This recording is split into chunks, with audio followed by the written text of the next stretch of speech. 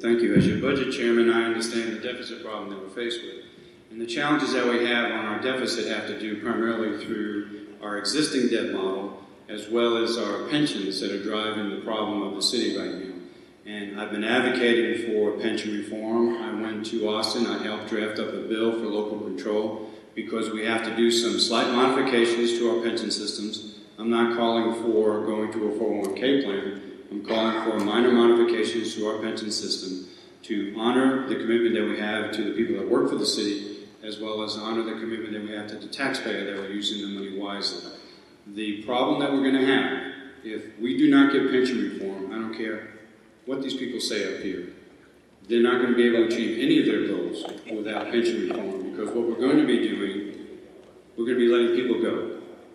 We're not going to be providing the public safety that we need to provide. We're not going to be doing the public infrastructure we need to provide unless we get this reform done.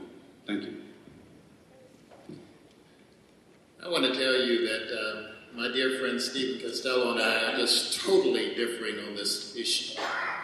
I'm an independent businessman. My wife and I own 4 businesses. One of them was utterly failing.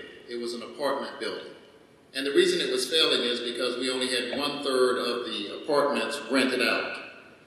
And in order to get the money to operate that rental property, we needed to increase the number of people who occupied and rented inside the building. Right now, the city of Houston, 2/3 of this city is unsustainable. That means 2/3 of this city does not generate enough money to pay for the cost to serve it.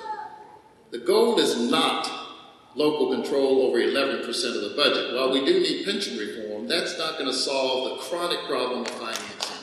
We need to invite people and encourage them to come into this city and share the tax burden. I happen to agree with Marty on this one, that we need to incentivize more businesses to come into the city, not penalize city employees.